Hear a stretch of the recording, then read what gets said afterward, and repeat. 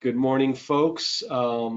This is a really important webinar because I have my friend Ron here, who has been working, I guess, relentlessly on helping municipalities to decide what to do about all these different cannabis licenses, especially retail, which is opening up on March 15th, but we know cultivation started back in December 15th.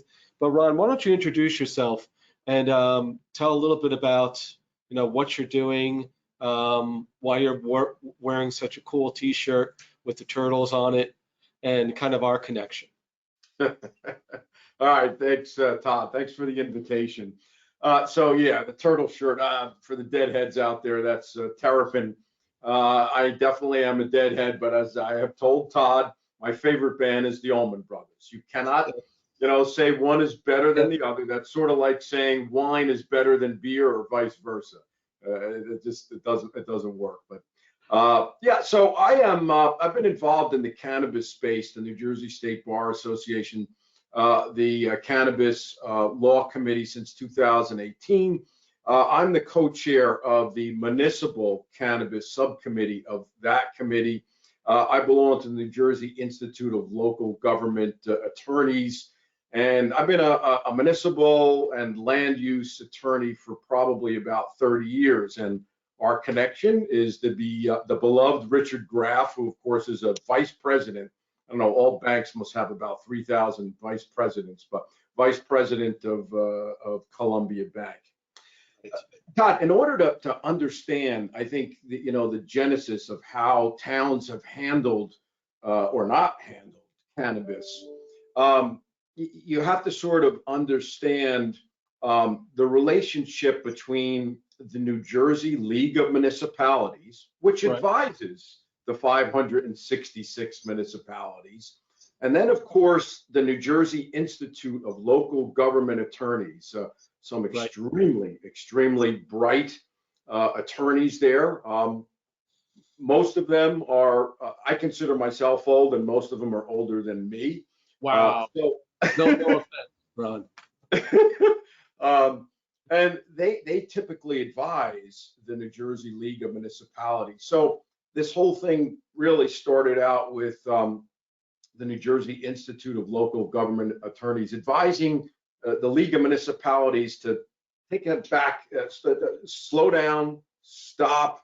You're better off opting out of all of these, or opting out of the cannabis laws, and then sort of taking a wait and see approach. But as we know, the statutes were out already. The regulations were no epiphany. They pretty much mirrored what the statutes were. So there really wasn't anything that the light bulbs went off. But okay, so that's how that started. That's how we wound up with most of the towns opting out. But very rapidly, you see this trend of towns now opting in. They're throwing themselves in, huh? They're diving into the pool. They're diving into the pool. They are. I am the Hoboken Cannabis Review Board attorney, and we have fielded, applications for ATCs, the alternative treatment centers, medicinal cannabis, and we've got 3 slated for, I think it's February 24th. For those hearings. I'm also the Atlantic City cannabis attorney, and I get calls all week long from either mayors from Jersey City to Oakland, asking for advice. How do we handle this, et cetera, et cetera. So I've been going on for a long time, Tom. Now it's your turn. Well, here's some questions for you, because I've been thinking about this. Let's start off with the practical side of this. What would you advise somebody who is thinking of or getting their ducks in order to apply for, let's say, the retail license? Because the cultivation license is pretty much, there's people are still applying for it, but retail is what's up. What's your advice to them? What should they be doing, and what should they be really expecting? Since it seems to me like it's not. I heard things like people saying, well, I've got a friend who has a friend who's a friend who knows the mayor of such and such city. It's a slam dunk. I'm definitely going to get whatever acknowledgement I need from the city. What would you say to people overall who are thinking of getting the retail license? How's Yeah. that for being a little bit longer question? Yeah, it's a good one. So, I would just quickly take a step back. So, there are about 300 cultivation licenses probably in the pipeline. And a majority of those are conditional, meaning that Right. they are missing big pieces of the puzzle, Right. namely what you just referred to, municipal approval. I suspect that there's a cap. There's 38 cultivation licenses. Most of those have been taken by the ATCs because they're all going to convert to adult use. Why? Because they can quadruple their sales. Right. It would be an anomaly for an ATC to say, no, we're not going to convert. With respect to the retail sales, I do believe, I'm hearing through the grapevine that March 15th or 16th date is going to be pushed out considerably. So time will tell. Who knows? It may be April. It may be sometime after that. But to specifically answer your question, number one, I do have a free webinar that's on February 28th. I think we're up to about 110 that have registered already. Somehow figure out how to get you that. Yeah, please. Link. But we can promote that. But that webinar is really, and how do I put this delicately? It's for those folks that really can't afford a team of professionals. And we know those professionals are worth their weight in gold, but not everybody has the gold. It is what it is. Right. So, especially from a micro license perspective. So I take them from, A to Z as to how do you obtain municipal approval. And you first start out with, how do you select the town? How do you select the site? How do you figure out if it's zoned properly? But again, to answer your question about my friend is a good friend of the mayor, et cetera, New Jersey, some towns are certainly more political than others. And that doesn't hurt if you do have the mayor's ear, the council's ear. It doesn't mean it's going to be a slam dunk, because almost every application has to go to some regulatory board, whether it's the zoning board or whether it's the planning board. Right. Yeah. And quite frankly, if we go to the zoning board, meaning you're missing a very valuable condition and you need a variance, having done this for 30 years, you're probably going to be denied. Wow. Okay. So that means try to find a site that meets the conditions. It may be 500 feet away from all the schools, synagogues, churches, parks. It may be a minimum of an acre. So to the extent possible, I think you want to look at that, because simply from a common sense perspective, if the governing body appoints the zoning board members and they put together this ordinance, and quite frankly, they would like to see everybody adhere to it. And if I'm on the zoning board and I'm granting use variances for all of these cannabis applicants, chances are I'm not going to be reappointed next year. That's a good point. That's a very good point. So finding that location that already meets the specs before you actually lay down a deposit and buy the property, or I heard some things, I don't know, from one of my friends who's an attorney who's working in the space, that some of the, is it true that some of the municipalities are possibly screwing up by granting the nod when maybe that particular location doesn't meet the specs, and they haven't even thought it out, like it's not the 500 feet from, it's less than 500 feet from the school, etc. Have you heard that, Ron? Or do you suspect, I guess, is my question. I'm going to leave the particular town out, but I did find something that was extraordinarily unusual. There was an ATC that years ago had applied to this town, and the zoning official simply said, okay, well, this is retail. So I'm going to give you a zoning permit. They went to the Cannabis Regulatory Commission, or at that time, really, it's the Department of Health, and they were Right. given a license. And then eventually the governing body realized that they didn't go through the proper channels, and this particular town opted out anyway.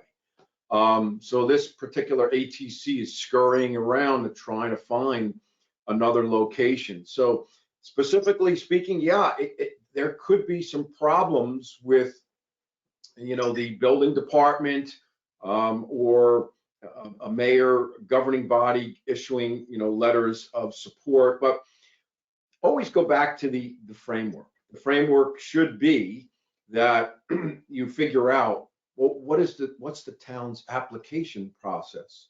Is it simply apply for a license? Is it like Hoboken, you go to the Cannabis Review Board, and they're advisory in nature, so they either say, this is a good application, or for a number of reasons it's not. But if it's a good application, well, then it goes to the planning board. Those towns that simply issue a license, you still need, at the end of the day, governing body support. The municipalities are the gateway. They are the keeper of the keys. And without that, you have nothing. Right, right. And so people being nice to a municipality, that actually might make some sense if they want to be there. Yeah, my advice is, if you don't happen to have the mayor's ear, or the council president's ear, why not simply show up? Ask to be put on an agenda, and if you can't be, you can speak at a public. There's the public meetings, and the law requires that every portion of that meeting that there be public comment. You may be limited to 3 or 5 minutes, but why not introduce yourself and say, this is what I'm thinking. I've got a great idea for a very small cultivation in your industrial district. What do you think? And you may get some responses, you may not. Do you expect to see a lot of lawsuits after this, Ron? Wow, you're a pretty smart guy. My colleagues and I have been discussing this for a very long period of time, and I'm guessing it's going to be an annuity for many attorneys. Annuity? This is going to be like on their business card, cannabis license rejection. Is that on the billboards? We chase ambulances and also people who lost the ability to get their cannabis retail license. Well, I've got a cannabis leaf on my car, but I don't think I'll go as far as chasing ambulance. But they chase me. So, I think there are going to be a tremendous amount of lawsuits. It's already happened, and it has been happening. The 2018 ATCs, medicinal folks that applied, they were all rejected by the Department of Health, and that lawsuit went up to the appellate division, and the appellate division said, Department of Health, you really didn't score these applications correctly. You had an architect who gave, a 0, and then, I don't know, a planner that gave a 30 for the same exact topic, for the same exact subject. And there was no recourse for the applicant. There was no appeal process to discuss why they were rejected. So the appellate division said to the Department of Health, well, CRC, you can approve all of these applications if you want. And I don't know if anybody, I attend all the CRC meetings. The last one, they basically said, nope, we got it right. They didn't go as far as to say the appellate division got it wrong, but we got it right. So you're going to see that litigation, some other types of litigation. If they pick you over me, and we both have the financial resources, to sort of go. I'm sorry, go ahead. Yeah. To fight it, if we have the financial resources to fight it. And the problem with something like that from the municipality's perspective is that there may be some type of order to show cause to put a hold on everything. So that particular city or town may not see cannabis for years. Wow. Wow. I mean, it's bad enough, and I know a lot of folks are upset. I suspect we're not going to see adult use recreational cannabis till next year. What time? We're going to take a pool, just like the Super Bowl. What day, what month, what year?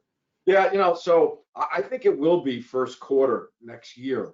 Um, and then let's not forget that there's build out. Okay, so the ATCs are up and running. They're ready to dispense adult use cannabis, recreational cannabis. So they're the first ones.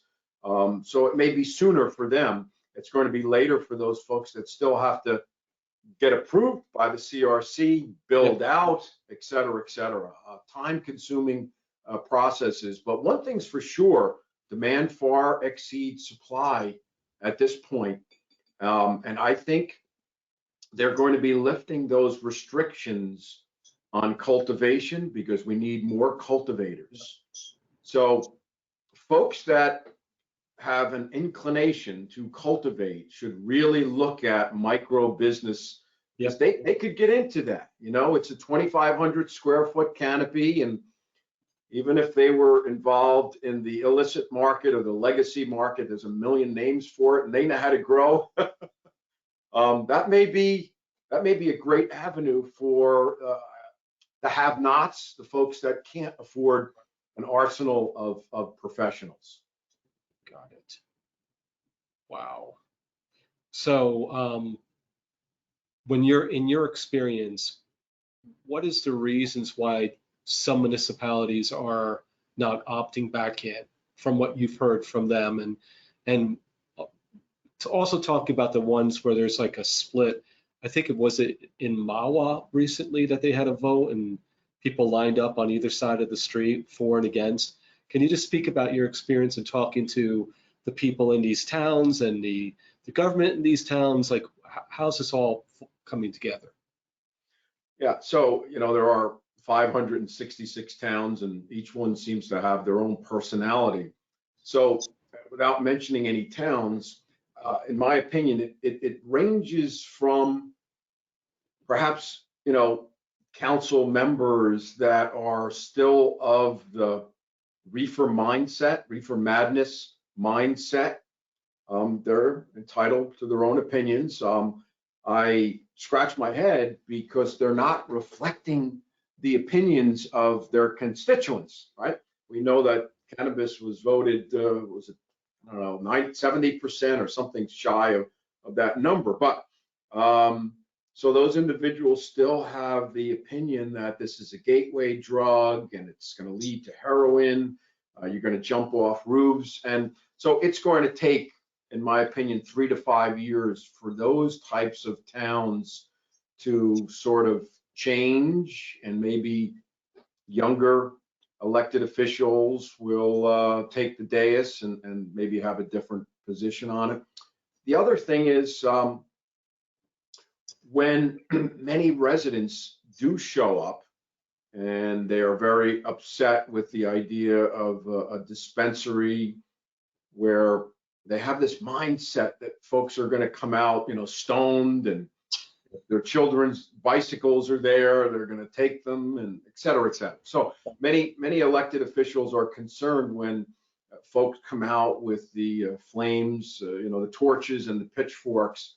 And my advice to those folks, or those elected officials, is, well, all right, if they're concerned about that, maybe they ease into this by doing cultivation in your industrial zone where there aren't hopefully going to be any kids hanging out there. And then, of course, there are other towns that are more progressive and they view it as alcohol, and they would like to see as many dispensaries as there are bars and liquor stores. So the mindset ranges just like the personalities of those folks that are sitting on the governing body or the mayor. You take a look at Patterson, and they've come a long way, but the mayor was very much in favor of cannabis, and the council was very much against retail. And their mindset was, we're tired of businesses coming into Patterson and, for lack of a better word, using a abusing us, and leaving nothing for our residents. So I think they're slowly trying to maybe do some cultivation. Same thing with the city of Passaic. They've got Right. some cultivation sites. So they're easing into it. 3 to 5 years from now, Todd, this landscape is going to look very, very different. The rate of municipalities opting in is exponentially increasing all the time. What's happening in Atlantic City? You said that you are actually representing Atlantic City, and when you think of Atlantic City, you think of recreation. I know on the boardwalk, there's been several different gatherings, cannabis gatherings and conferences. What's the mindset there in Atlantic City? As an Yeah, example. so I think they have a wonderful, wonderful strategy to reinvigorate the city. They really want to be the cannabis destination of the world, where there can be these events where 100,000 people show up, much like the conferences and the large events they have now, and dispensary tables, licensed dispensary dealers being given, and the regulations and the statutes prevent this right now, but perhaps they will change, but allow those licensed dispensaries to place their products on tables for folks to purchase, try, much like a beer festival. So they're really looking to be that type of a destination. I hope they get there. Like I said, right now the statutes and the regulations restrict a lot of the things they want to do. They are of the mindset that there will be none of this on the boardwalk. Gotcha. I'm not sure of the logic, but maybe they're trying to keep it more family Right. oriented, but it's prohibited on the boardwalk. But there are many, many opportunities in Atlantic City. There are literally Excel pages of property that the city owns. So we're getting calls. My wife is saying hello. We're getting calls from attorneys, developers that say, wow, we would love to enter into a redevelopment agreement with the city, and we'll put in a new sewer system, upgrade the water pipes, et cetera, if we can cultivate here, manufacture here. And they too, Atlantic City, they too are of the mindset that Patterson was. Let's not wind up like the casinos that came, no disrespect to the casinos, but they came in, yeah, and they left very little for the city. I mean, there are some very, very poor areas of Atlantic City, and they want to avoid them. They want to see community development. They want to see that you're hiring minorities. And, the mantra is, please don't show us your diversity statement. Show us exactly who you're hiring. Yeah, there you go. That would make us feel a lot more comfortable than this beautiful diversity statement you have on a plaque. So I know they're making the right moves to make sure that this isn't casino number 2. Important. So going back to the whole process of applying, do you know how many people actually did apply in the December 15th cultivation? Was there, and were there a lot of labs that applied? Because I heard that that's kind of where the scarcity is, right? Nobody wants to test this, and don't you have to, after you grow it, don't you have to test it before you can sell it? Isn't that kind of the process? So is there going to be a problem there because there's not enough labs? I agree. So there are some statistics, I think, with bar graphs on the CRC's website. And I looked at it briefly, and the overwhelming applications were, as you would have thought, cultivation. And most of them are conditional, meaning they're missing major, right. They may not have site control. They certainly don't have municipal approval, Right. but that's the majority. And I say, wow, 300, and there's probably, I would guess, maybe 8 licenses available. Right. I mean, 38 plus the ATCs that convert. So I'm not sure, that number 300, that most folks may be disappointed. Then there was manufacturing, and you're right. there really was a scarcity of labs applying. And I think what might be an interesting idea, how about the labs that have done, they're already set up and they're doing it, COVID testing. They may want to consider applying, getting their permit, to test cannabis, because you're right, there's going to be, in my opinion, a major backlog, Yeah. because there aren't a lot of places that are going to test cannabis. And if it's rejected, that particular cultivation is not going to be able to distribute their cannabis. Could be a big problem, Ron. It could be. I'm actually meeting with someone that operated a major COVID testing facility, and he's very, very interested in converting or obtaining the appropriate approvals for cannabis. So it's interesting, very, very interesting stuff. Exciting times. I'm disappointed that it's difficult to find a site. You're finding that landlords are, letting the market take off. In Hoboken, 1,600 square feet will cost you $10,000 a month. Wow. Yeah, that's difficult for almost anybody, I would imagine. So the number one hurdle right now is really locating a site, and that's why Atlantic City is one of the better opportunities. There's so many properties that are in need of redevelopment, need of repair. So where there's a will, there's a way. There's a way. Just a few quick additional questions, Ron, before we kind of wrap it up. So these different local municipalities, many of them have their own commission to go through the process. What are they really overall looking for, would you say?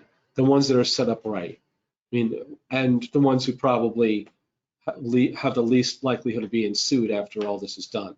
What are those things that they're looking for? So what I'm finding is, some municipalities don't have any type of review board, and it makes sense. There are municipalities that may get a dozen applications. So they're handing that off to either somebody in the Department of Health or somebody in licensing to review. But other towns and cities that are going to have a great many applications have set up these cannabis review boards. Atlantic City is contemplating it. I think they're going to do that. Hoboken already has. Jersey City started it, and then they changed their ordinance. They wanted 3 members. Now they want 5, but I'm sure they'll be online sooner rather than later. So what are some of the things that these board members and presumably the Department of Health or licensing folks are looking for?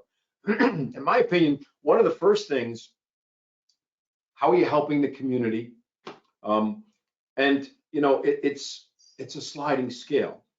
I think that an MSO, because of their wealth, has a greater responsibility to give back to the community versus a micro business that is someone who makes less than $200,000 a year. So maybe the MSO does decide to give $20,000 for drug and alcohol education. Maybe they do sponsor a job fair. I have seen community development all over the place. I've seen one applicant offer to buy 3 police cars. Wow. What I hope and pray it doesn't turn into is I'm going to give you the application, Todd, versus Ron, because you've come to the table with a lot more stuff than Ron has. Wow. So yeah. So and again, back to your point about lawsuits, I'm not sure that any municipality can be completely insulated. I think the thing to do is to try to separate it from the mayor and the governing body as best can be, and to try to use some objective standards. I do speak to municipalities and suggest that, again, with a sliding scale, they put together host community agreements. This shouldn't be a money grab. but it should compensate or reimburse the town for expenses that are associated with this highly regulated business. For example, every municipality is very excited about the 2% that Yep. they're going to get. Well, how are you going to audit that? Is the CFO going to do that, or are you going to hire a third-party organization, much like you folks are CPAs and accountants? Yep. The taxpayers shouldn't have to pay for that. They pay for enough. Yep. So that should be built into a host community agreement. In some towns, the first day that dispensary opens, there's going to be 100 to 75 to 100 people online. There's going to Yes. be a significant increase in police presence. The taxpayers shouldn't have to pay for that. So there's going to have to be, a balance, reasonableness, fairness associated with those types of host community agreements. So we're looking at 3 to 5 years, you think, until everything kind of becomes normal, or longer in the general sense of cannabis in New Jersey? Yeah, I do think 3 to 5 years.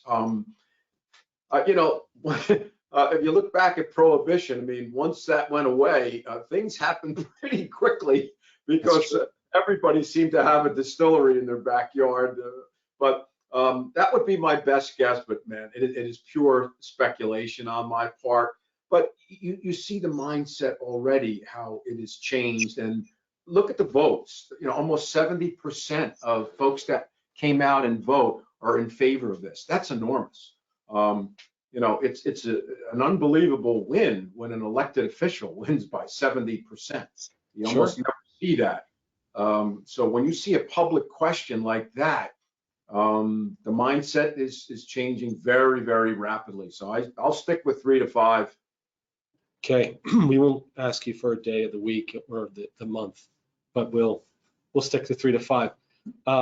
So just to wrap it up, Ron, you are going to be doing a webinar on LinkedIn, and towards the end of this month, we'll make sure that, since I know we'll be releasing this before that time, that we promote it, have a link to it. What else would you share with the folks listening in if they're looking to either they themselves to get the license or to help someone get the license? What are some best practices as a recap? Yeah, so one of the things I'm concerned about, and I think your firm knows this better than I do. What is it? 90% of businesses fail.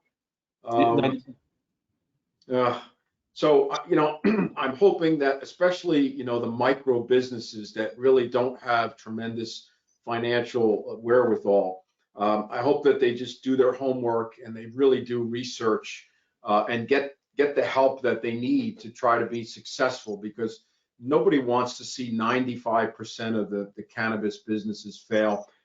Certainly the MSOs, I guess they can take that on the chin and figure out another way, or I don't know whether it's bankruptcy, et cetera, et cetera. So I really would like to just make sure that I send the message: do your homework, find the right spot, align yourself with folks that know the cannabis business. That's good. I mean, I don't know, I'd be afraid to start either a dispensary or a cultivation because I just don't know enough about it. There was something else I was going to say, but I'm getting old. It's okay. It's also morning, so it's the morning I'm picking on you. Yeah, and it's all. I think I'm only up to 2 or 3. Usually it's about. Yeah. Okay, well, you got me beat by at least one, probably then. Okay, I think, Ron, that's about at the amount of time that we budgeted. If someone does want to reach out to you, we'll provide all that information besides the link to your webinar if they have any additional questions, because these are being pre-recorded. And hey, listen, why is it again that the Altman Brothers are better than the Grateful Dead? No. I never said better. We're comparing wine to beer. Let's not forget. Okay. Well, which is the wine and which is the beer, I guess, is the question. Right. But that's which do you prefer? But the Allman Brothers are an extraordinarily tight band. Nobody would classify the Dead as a tight band. Tight? No. Yeah, well, loosey goosey is more like it. And let's not forget, the Allman Brothers wrote their own songs, and we know the Dead, had at least two wonderful, wonderful songwriters. So Yeah. we'll leave that discussion for another day. But I would encourage folks to, I think we're at 100. I had to up the webinar and I increased it to 500, the capability. It really is a nuts and bolts for the mom and pop shops that want to get into this highly regulated industry, and they just simply don't have hundreds and hundreds of thousands of dollars to pay professionals. But they're well worth it. I mean, I've seen the success that some of these professionals get, but not everybody has that kind of a wallet. Yeah. Well, Ron, I'm going to kind of end the discussion, but thank you so much for joining me this morning. And we'll be talking soon. We'll probably update this as we get closer to March, April, as what we actually did see when folks did apply. So. Sounds good. Thanks for the invite, and love the pink sweater, man.